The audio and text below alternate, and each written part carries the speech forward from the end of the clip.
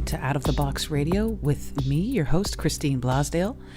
Out of the Box Radio is a weekly podcast of audible ear candy dedicated to bringing a fresh perspective on this thing that we call life.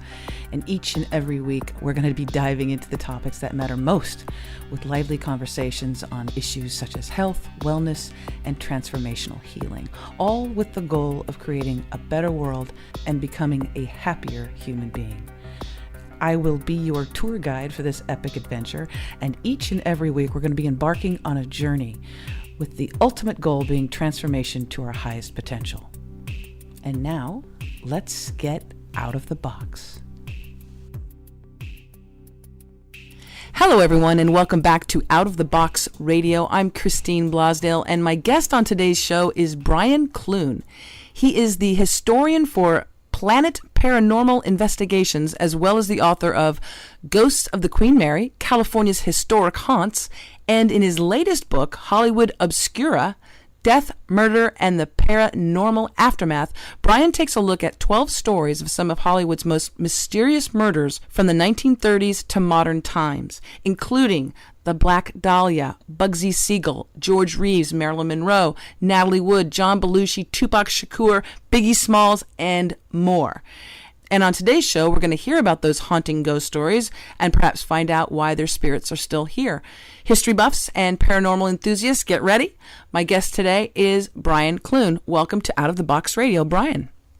Hi, how you doing? I'm very excited about the show because I named a couple of famous folks who actually I've been very interested in, and there was a lot of mystery surrounding their deaths. And this book that you have that's just coming out now, Hollywood Obscura. Tell our listeners a little bit about all of the folks that you have chapters on in this book. Well, so the way the book came about, I had contacted my publisher about another one of the books that I had written for them, the California's Historic Haunts, and my editor asked me if I could do a true crime book, and I kind of told her, well, that's not really my thing. Can I throw ghosts into it? And she kind of thought for a minute and went, wow, that's kind of an interesting idea. So I started to think, all right, now how can I combine true crime and ghosts? Now, my original thought was to do serial killers. A lot of people don't realize, but California is like the serial killer capital of the world. Oh, lovely. And Northern California more than Southern California. So I started to do some investigations and research into that. And then I came across the tale of Bugsy Siegel. And I thought, ooh, Bugsy would be a great one to put into a book. And then I started to realize, well, okay, he died in Hollywood, even though he's got a Las Vegas connection. I wonder if there's any other famous, people from Hollywood who are still around who have something weird going on with the way they died. And so even though I started off with just California, it narrowed down to Hollywood. And I actually had to leave quite a few people out that I wanted to put in because the publisher only wanted a certain amount of words for the book. So I tried to find the ones that have kind of a famous, most people would know about them, but that I could try and find some different things that people may not know. Like Bugsy Siegel, he was the first one I started to research. And if you ask anybody, well, who killed Bugsy Siegel? They're going to tell you the mob did it. But it wasn't the mob. Now, I'm not going to tell you who did it, because you'll have to buy the book for that. Oh, come on. You're so good. Nope, okay. not going to tell you. Let's just say that it is known that he was not killed by the mob. And there was actually a story that I found in an LA magazine quite a few years ago that kind of leads you to believe, okay, so this is what happened. I'm just going to say it was by somebody named Moose. Oh, nice name. Yeah, isn't it though? He's a mobster. What do you expect? So another one that I started to do some research on was Thelma Todd. Now, there's actually quite a few people who don't really know who Thelma Todd was. I don't know. I don't know. A lot of our listeners probably don't know. Who was Thelma Todd? Thelma Todd, and they've actually had a few movies made about her. She was a blonde actress who did a lot of Laurel and Hardy. She did a series of comedies with Zazu Pitts, and she was very famous back in the 1930s. Now, she passed away in 1935, and at a garage in Malibu, and the Thelma Todd's garage is what they call it. But there's still speculation on whether she was murdered, whether she committed suicide, or whether it was an accident, just a tragic accident of her not realizing that breathing carbon monoxide would kill you. Right. So I kind of go into that a little bit, but there's also this bizarre curse that is involved with a yacht that she was had a connection to, and the yacht ended up being called the Mary Celeste of the Pacific. For those that don't know what the Mary Celeste is, it's one of the most famous ship disappearances in the Bermuda Triangle. And so that one's kind of I love finding out these little obscure facts, which is, I keep commenting on the fact that I think I only write to have an excuse to do research. It's just one of the things I love to do.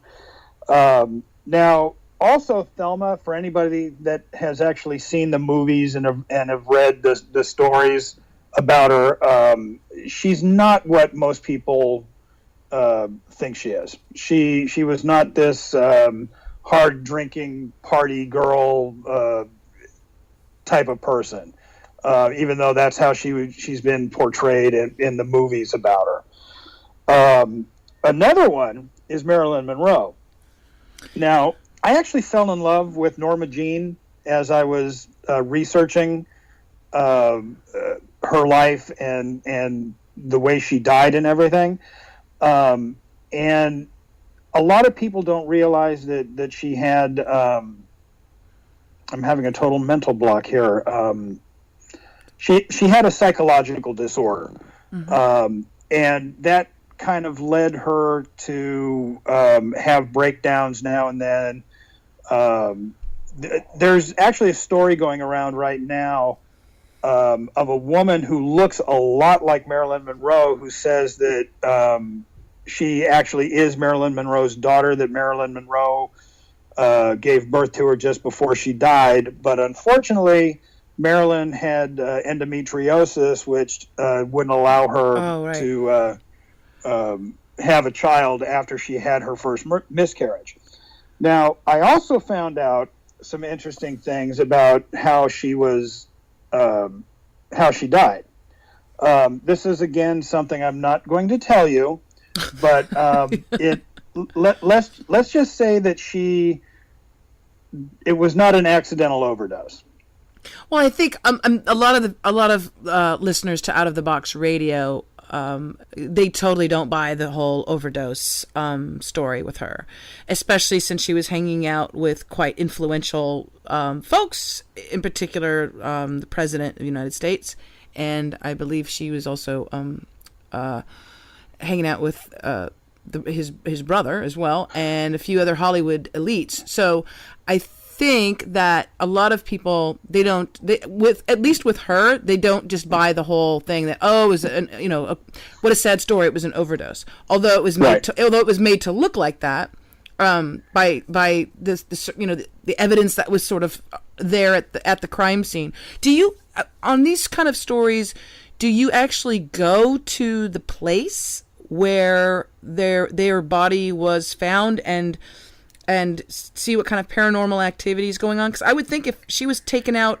not by her own devices, that she would want to be, she might be haunting that area. Right. Well, the house that Marilyn died at is still it's a private residence. So, unfortunately, we can't get into to the private residence, and I wouldn't dream of asking them, hey, can I come in and investigate your house? However, I have been to the Roosevelt Hotel, where she is said to haunt. She has actually been seen at her gravesite, and we have gone there. When I say we, I generally mean my buddy Bob. He's the co-author with two of my other books, Ghost of the Queen Mary and California's Historic Haunts. We're like brothers. But one thing I will tell you about Marilyn, and this will just be kind of a little tidbit that'll hopefully teaser. Give us a teaser. Get people to right. She was not having an affair with JFK. Ah, okay. Okay. There were some tapes that were released a while back that she actually talked about what was going on in that whole situation. So I'm just going to leave it at that. You'll have to read the book to get more of it. So it wasn't John F. Kennedy that she was having an affair with? John F. Kennedy was the president, and right. and she was not having an affair with him. Okay. We'll just leave it at that. But you can, but people can get your book, Hollywood Obscura, to find out more. To find out. Yes. Also, the Black Dahlia. This is another one that I just found myself getting so involved with Elizabeth Short and her life. She's another one who is always portrayed as this floozy, this go out and drink party girl that was constantly sleeping with men and, just making this whole thing just, a sensationalized. I don't want to say the word whore, but that's kind of what they made her out to be. And she was anything but. And during the research, I am like 99% sure that I know who the murderer was. 99% sure. 99% sure. And that this comes from a retired Los Angeles Times investigative reporter who did some extensive research on the case, worked with an FBI profiler, and with what they found, I'm almost positive of who the actual killer was. Again, not going to tell you. Have to read the book. Famous person or non? Not a famous person, no. Okay. But I will give a brief little thing. One of the reasons that the killer was never found was that he passed away about a year after the murder. Okay. For folks who are not familiar with the Black Dahlia, you want to give them a little bit of a background? I know as far as Hollywood is concerned, it's probably one of the most notorious murders and written about as well. But do you mind telling our listeners who the Black Dahlia was? No, not at all. So the Black Dahlia, her actual name was Elizabeth Short. She was from Massachusetts, and she had come out here originally to stay with her father. And that's kind of a weird story in and of itself. During the Depression, her father feigned his own death and just basically abandoned the family.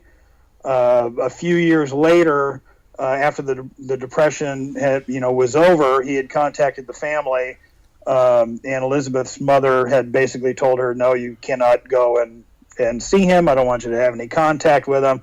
Well, Elizabeth, being who she was, ignored her and moved in with her father up in Vallejo.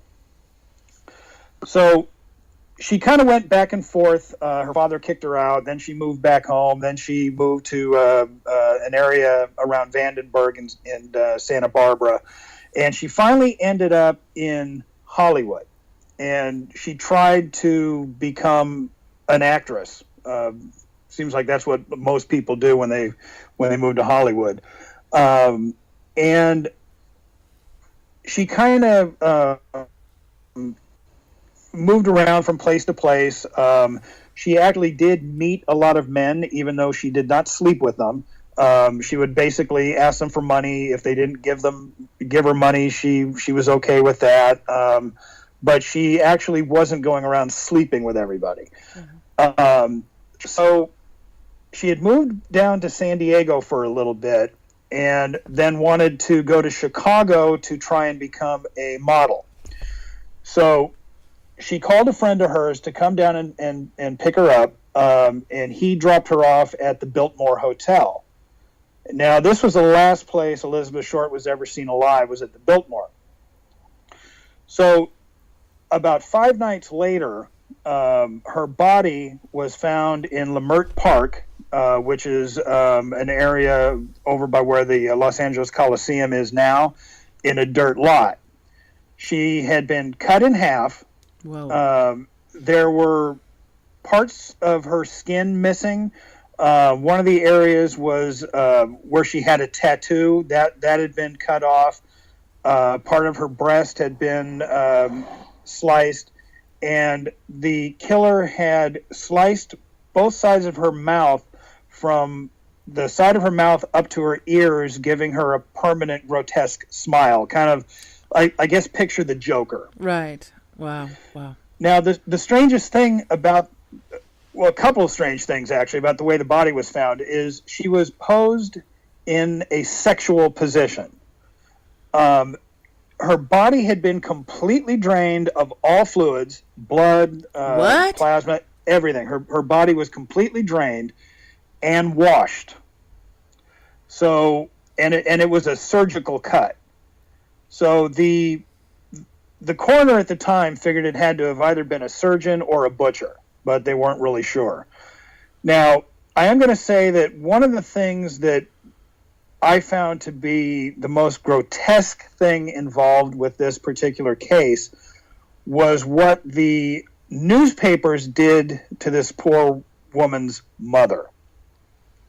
They found out who she was and then called her mother and claimed that Elizabeth had just won a beauty pageant.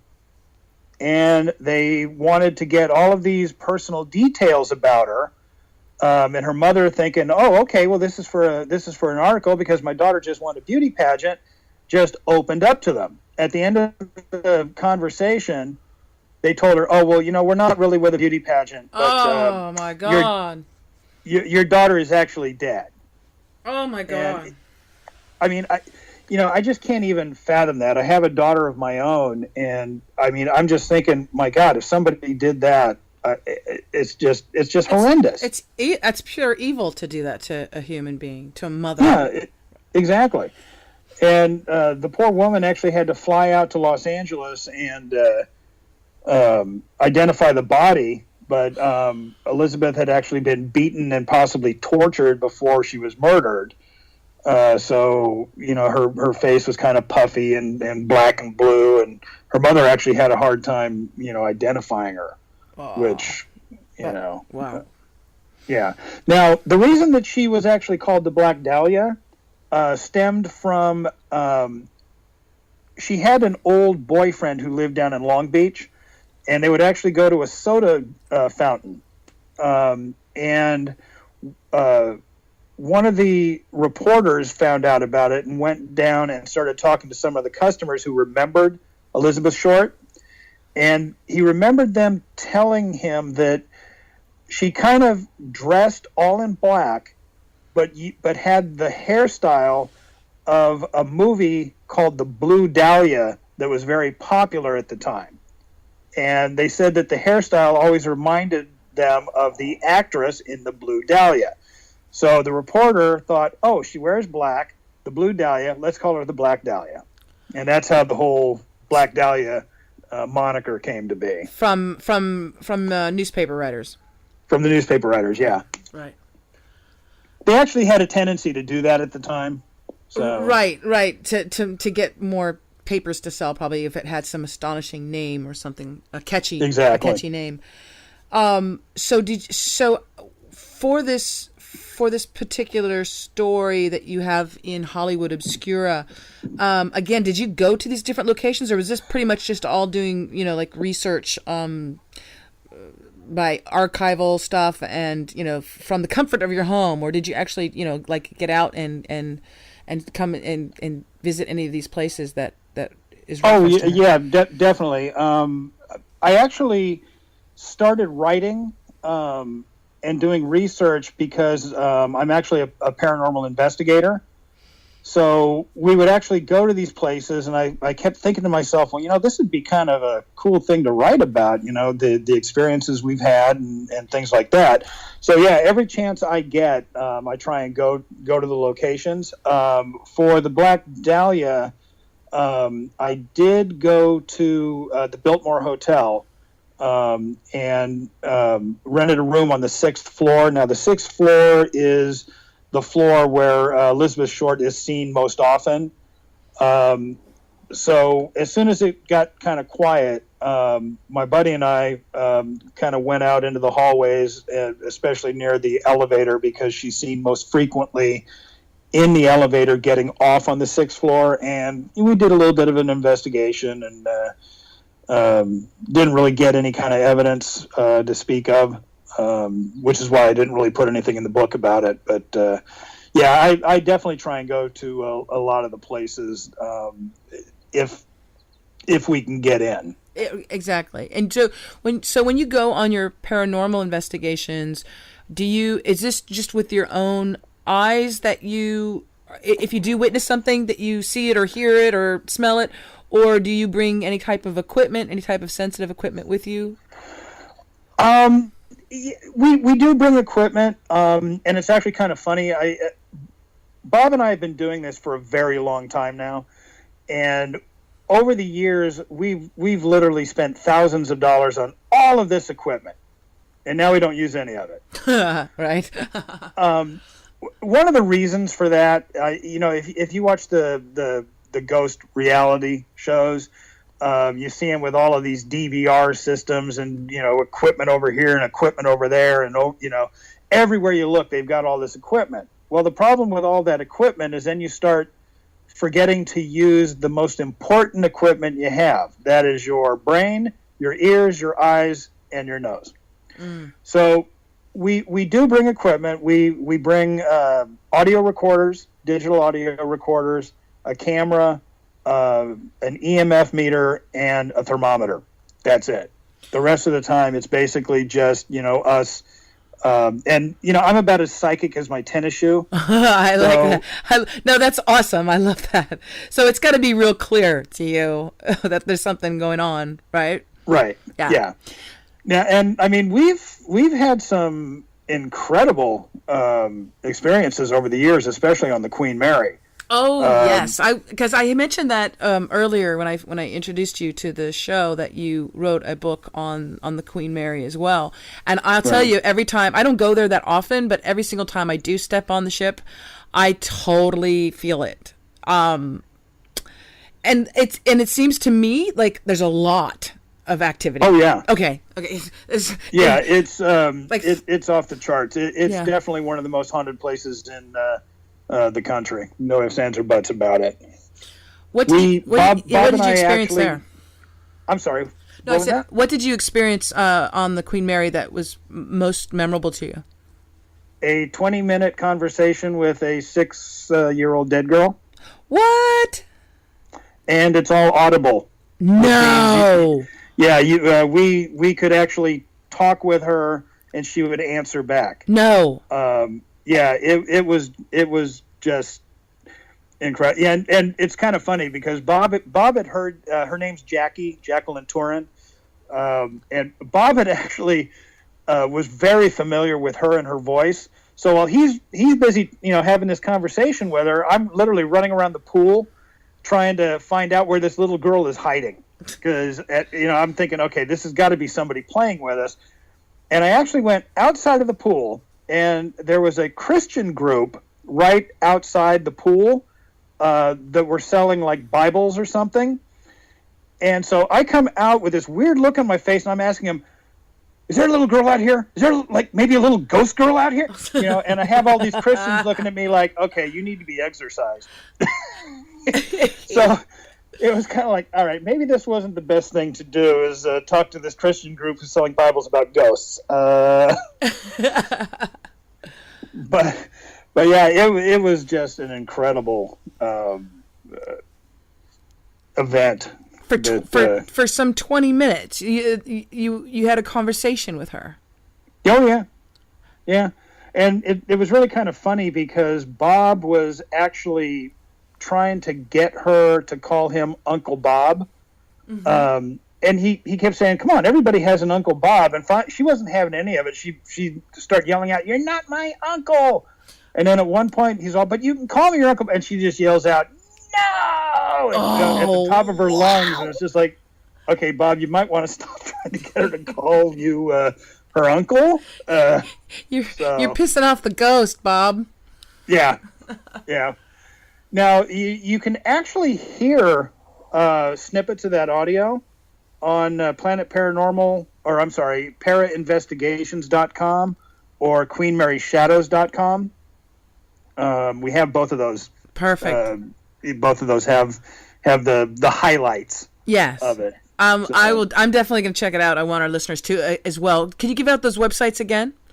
Yeah, it's ParaInvestigations.com and QueenMaryShadows.com. Okay. Oh, I got you. And also, if you don't mind me plugging one more thing. Of course. PlanetParanormal.com is an internet radio hub. So we have a whole lot of archived paranormal, UFO, cryptozoologic shows that you can listen to. Fantastic. Our listeners like to have a whole host of different options for their listening pleasure. And I can have them go there. That'd be great. Yeah, well, if you like paranormal stuff, planetparanormal.com is the place to go. So now, in your book, Hollywood Obscura, we mentioned the Black Dahlia, Marilyn Monroe, a little bit about Reeves. A little bit about, was it Bugsy Siegel? Bugsy Siegel, yeah. Yeah. And then also you come up to more modern times with Tupac and Biggie. And right. And I want to know about those. If you could tell, whatever you could tell of those particular chapters. Let's start with whatever comes to mind first. Well, Tupac comes to mind. As I mentioned in my book, I'm a hardcore rock and roller. But as I was doing research, excuse me. Now I combine the two. So Tupac and Biggie are both in one chapter. Okay. And the reason I did that is because their lives were so intertwined. I found that I really couldn't separate the two. But one of the things that I found so interesting was, as I was doing research, like I said, I'm not really into the whole rap scene, but Tupac was just an amazing person. Yeah. His mother raised him to be just a brilliant thinking individual.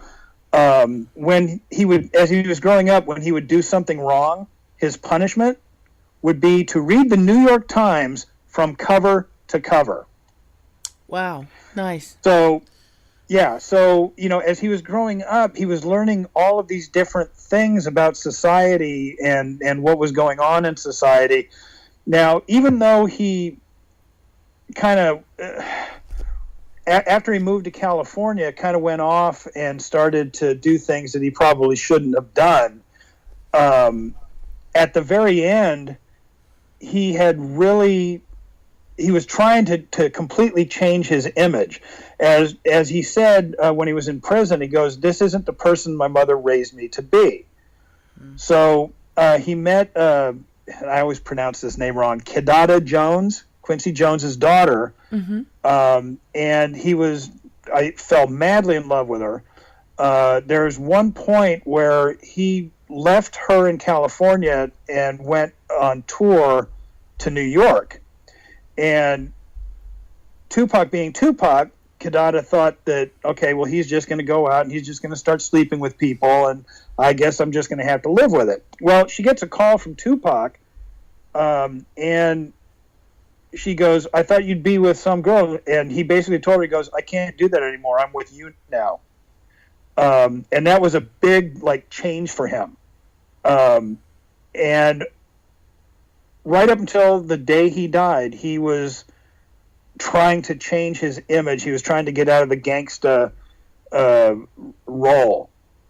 Now, one of the things I find kind of amusing, at one point, Biggie came out to California to try and patch things up with Tupac. Tupac is actually the one that kind of started the war, thinking that Biggie had him shot, when actually that wasn't the case. So to try and make amends, Biggie showed up at a party out here that he knew Tupac was going to be at, and as soon as Tupac walked in, he took one look at Biggie, got this really mean look on his face, and stormed right up to Biggie, put his mouth right next to Biggie's ear, and said, "Dude, I'm just trying to sell records." And that just kind of sums up, what he was about. It's like, all right, I got to sell these records, but yeah. All right. So he was kind of letting Biggie know, you got nothing to worry about. Right. So I just, that's one of the stories I just love in the book, is that I could put that in there, that I found that little tidbit. And you because you're not really you weren't really familiar with him or his body of work.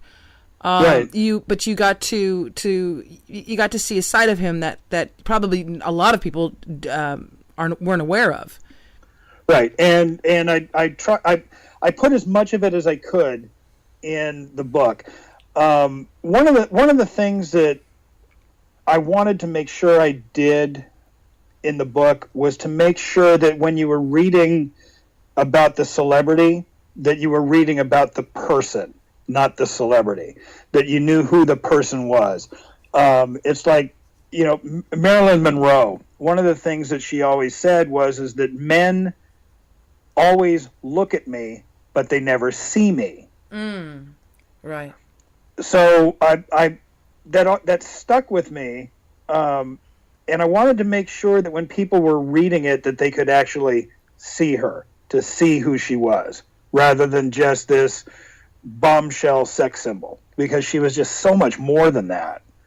And I mean, she kept portraying herself as this dumb blonde, and she was not a dumb blonde, not even close.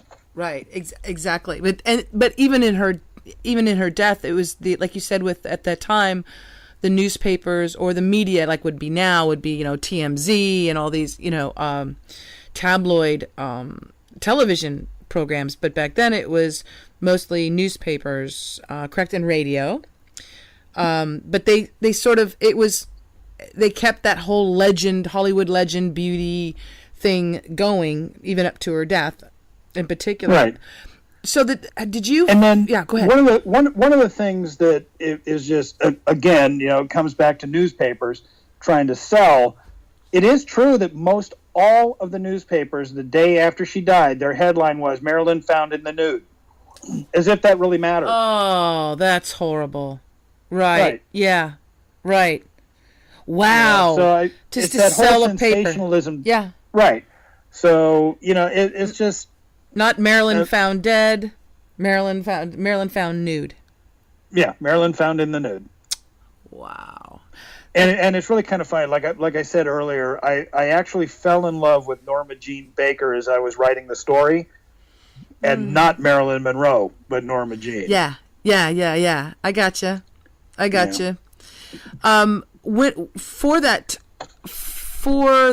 the Marilyn piece, were you able to go to any? I know you didn't go to the place where she was found dead, but did you go to any of the haunts? Actually, I did. Oh, you did? Actually, yeah, I did. I did go to her house.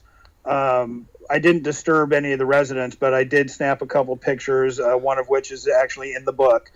So I mean, I I did try to go to all of the different places that are in the book, where where Bugsy Siegel was murdered. I have a picture of that house in the book.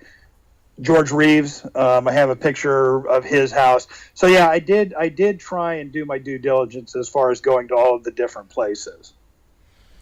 I'm curious to find out if you had witnessed any paranormal activity in anything relating to Norma Jean or Miss Marilyn Monroe. No, unfortunately. But the one thing that I did find kind of interesting is if you go to her grave, it's actually trying to remember what you call it. It's in the side of a wall, so it's like a mausoleum. Is that at Hollywood Forever? No. It's Westwood Memorial. Okay. But it's hilarious because her grave marker is now red from everybody kissing it with red lipstick. Wow. Wow. Yeah. I did do a little bit of an EVP session, trying to see if I could get her to speak up, but unfortunately she didn't. That's one of the things that a lot of people have claimed, that they will actually see a mist come out of her marker, kind of hover in front of her tombstone, and then go back in, almost as if part of her is there coming out to greet you, which I found a little bit odd. But I'm one of those people who kind of wonder why somebody would hang around their body in a cemetery. Yeah, exactly. You would think that it would be someplace where you frequented. If it would be your job, or like someplace you were happy, or your house. Exactly, right. Like your bedroom. That would be Right. I would think that would be someplace that people would be more apt to be at because they're so used to it. Yeah, but then Marilyn loved her fans, so she may just know when a true fan is there and wants to say hello. Right. No, you're right. I've read that about her. Yeah, a neat lady. I wish she could. Yeah. Wish she could have stayed around for a little bit longer. Yeah, me too. So who else do we have in this book of a Hollywood Obscura that we've covered? That we haven't covered? There is definitely one person that I know my wife would kill me if I didn't mention, and that is a person by the name of Ramon Novarro. Ramon Novarro. His name is actually kind of amusing. He was actually friends with Dave Navarro's grandfather. And I'm trying to remember what Dave Navarro's band was. Jane's Addiction, I think? I think so. I'll find it for you. So because he had, he was from Mexico, and he had one of those names that was like 5 different names. MGM asked him to shorten it.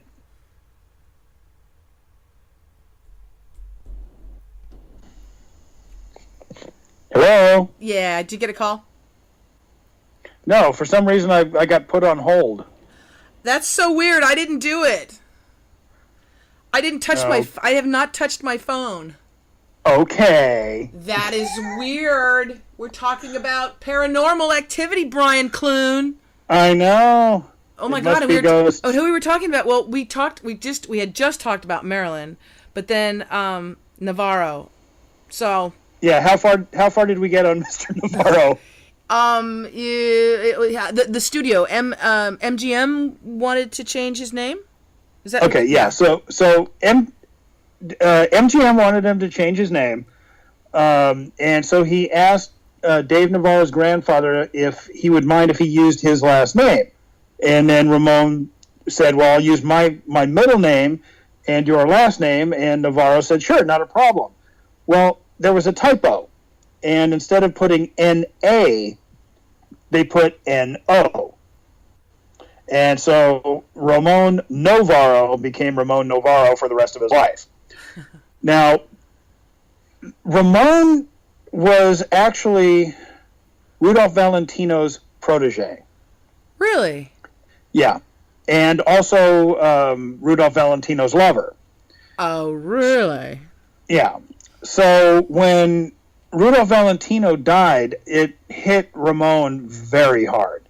But he had to, carry on, and he actually became Valentino's replacement for a time.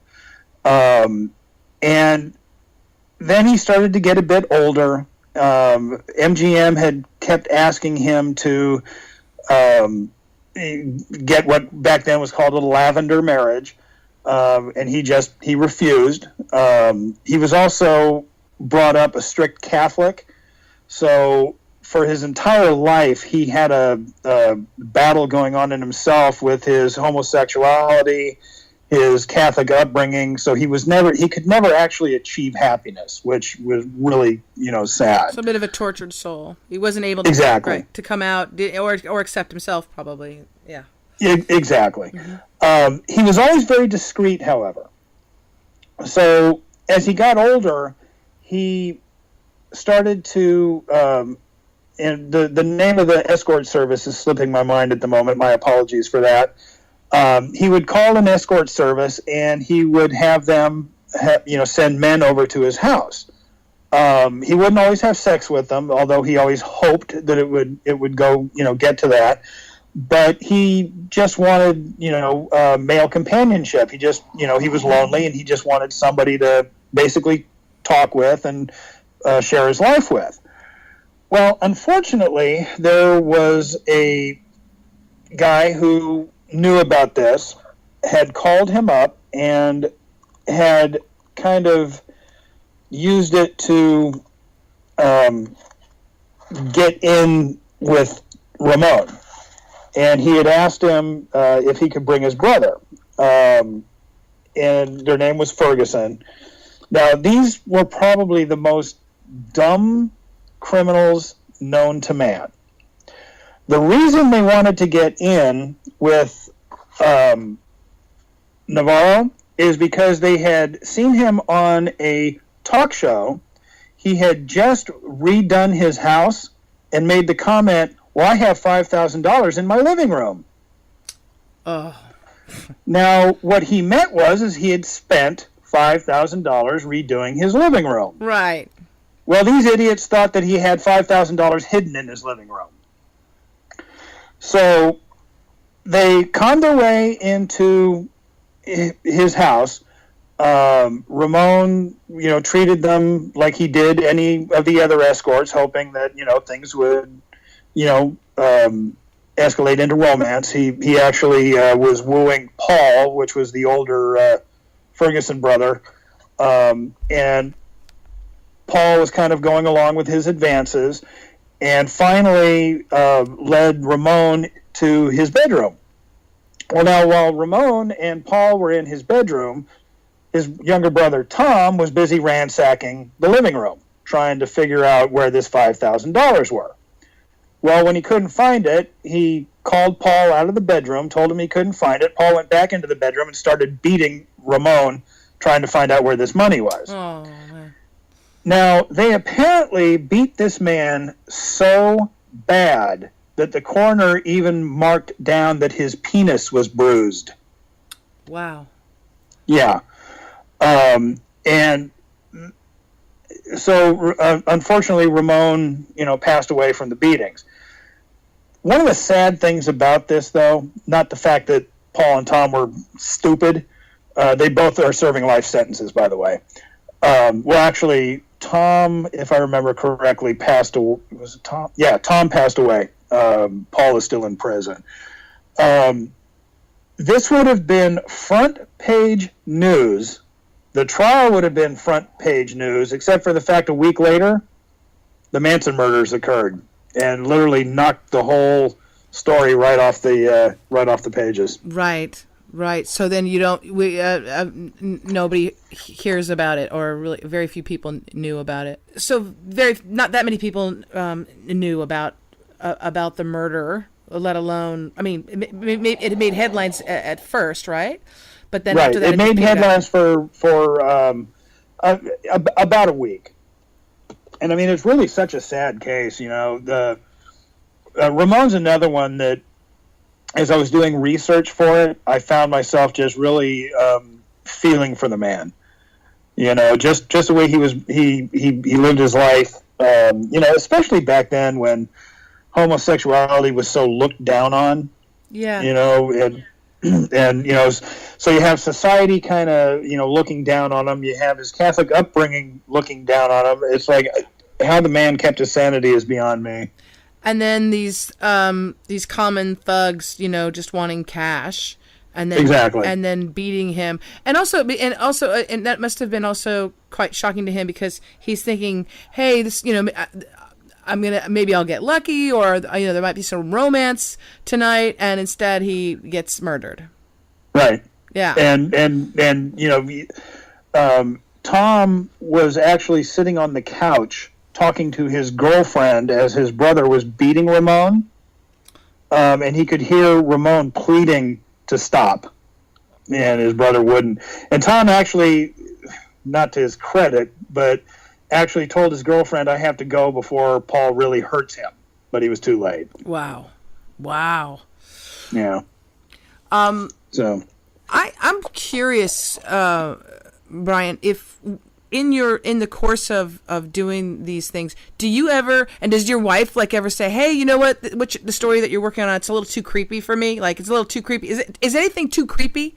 Does it creep you out at all? It doesn't creep me out. It does kind of creep her out. And she's actually my initial editor. So I'll write the piece, and then I'll say, all right, Terry, can we edit? And there's been times when she'll look at me and kind of go, I don't know, what is it? Right. So, you know, and she's actually kind of looked at me once or twice and goes, I can't believe that came out of your mind. I married you? Oh, that's lovely. So, that's cute. Yeah, we have fun with it, though. So you're a team. You're a good team. Yeah, definitely. Oh, wow. So let's see. We've covered a lot of, you know, and we did talk briefly. Was it about Steve Reeves? No, we actually haven't talked about George Reeves. I'm sorry, George Reeves. I wanted, because there's a lot of people, especially younger people, who don't know who George Reeves is. But can you remind our listeners who George Reeves was, and how did he meet his untimely death? Well, George Reeves was the original TV Superman. That's right. Yeah, and you know, after a while, he actually came to hate the part, and the only reason he kept doing it was because they kept offering him more and more money. But what he really wanted to do was to be a serious actor. He had actually had a part in Gone with the Wind and received rave reviews for it, even though they had his character with the wrong name in the credits. He stood out in the part of George Tarleton. He was in. Yeah. So he was in Gone with the Wind. He was in Gone with the Wind. Yeah. Wow. But he got the wrong credit. Oh, that sucks. But he got the wrong credit. Oh my God, that sucks. Oh my God. A lot of people don't realize, but he didn't actually even want to be an actor. He wanted to be a professional boxer. Huh. But his mother was afraid that he would hurt his good looks. and would constantly be telling him, stop it, you gotta stop. So finally, to please his mother, he stopped boxing and started acting at the Pasadena Playhouse. And that's where he learned the craft. And he actually still haunts the Pasadena Playhouse. Really? And I've actually been to the Pasadena Playhouse a couple times, and I may have actually caught him speaking on my recorder. I cannot be positive that it's him, but I was upstairs in the what used to be the owner's office, and I was just, I was by myself, kind of, talking, and I said, so George, I hear you're still here. Can you give me a sign that you are? Didn't hear anything at the time, but when I played back, I get this, of course I'm here. Oh, so yeah. that would sound like him too. I mean, the mannerism in which he said that, and that was something that's interesting about audio recorders or the digital recorders that I've heard about. I haven't experienced this myself, but with those digital recorders, a lot of times you won't hear anything with your own ears, but later on when people review the recording, you can see it through like the sound file, or you can actually hear it. Do we know why that is, how that works? Well, there's a lot of theories to it. One of them, and it's kind of interesting, I have some cheap recorders that actually work better than my expensive recorders. And it kind of fits with the theory of why they work, is that the spirit, which has to try and draw energy from the surrounding air, or if there's batteries and things like that, they'll draw energy from that to manifest a voice. Now, what they do is they use the component white noise being created by the cheaper components in an audio recorder. This is one of the one of the reasons why tape recorders, old technology, but tape recorders are still some of the best things to use if you're trying to capture an EVP, because of the inherent noise of the tape and the recording and all of that. So that's the theory behind it. But then there's also audibles, like what we had with Jackie. We could hear her while she was talking to us. So, those are kind of cool, because then it's real-time conversations rather than, you asking a question and then 2 days later when you review your audio, oh, I did get an answer. Right. No, there's no. If you can have back and forth, that's amazing. That's amazing to have a full-on conversation with a ghost or a spirit, paranormal. How do you like to call them when they're in that? I generally use the term spirit. Spirit. Okay. Yeah. But ghost is fine too. Now, how did George Reeves actually die? Well, there's still some speculation. George was a heavy partier.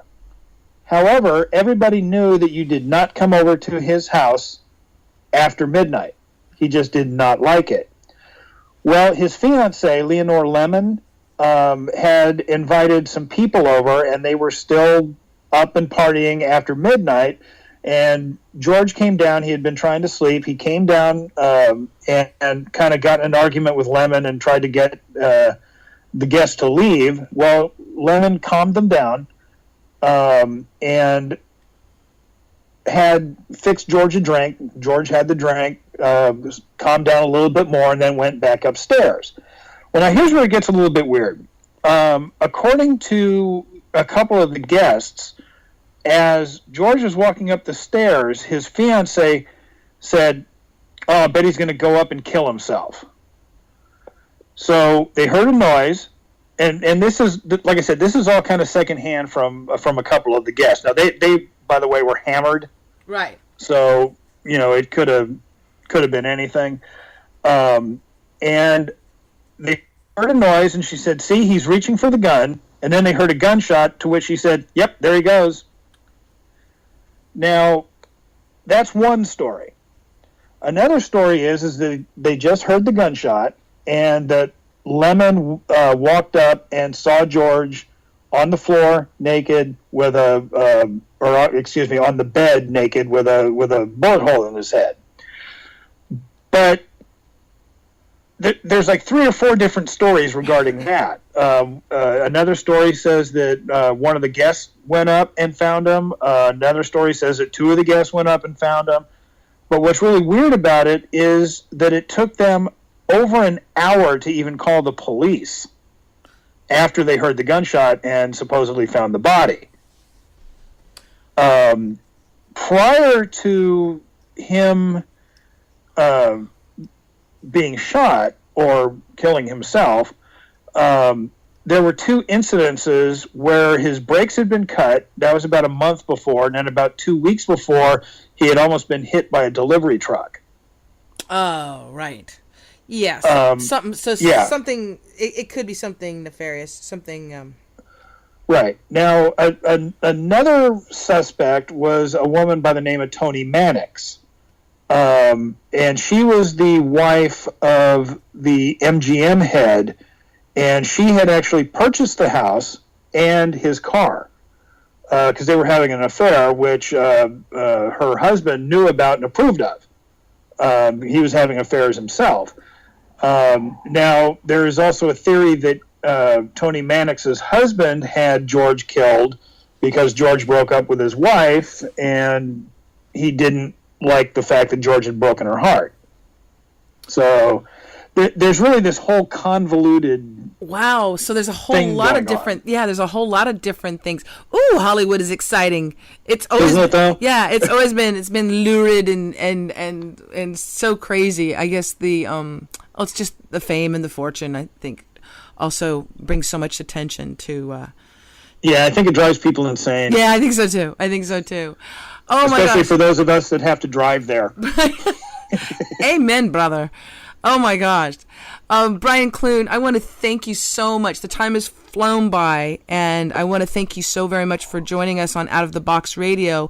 Please do come back when you have any new project you're working on. And again, I want to let our listeners know that it's Hollywood Obscura, and they can get the book. Where would you like them to get the book? Where would you want them to get it? From me, but since they can't, Amazon. Well, if you want the book now, you can get it directly through Schiffer. But if you want to wait, it doesn't officially come out until August 28th, and the cheapest place generally to get it is on Amazon. It's a great place to get it, and it'll count towards you. And I think you're going to do really well. I know you're going to do really, really well with it.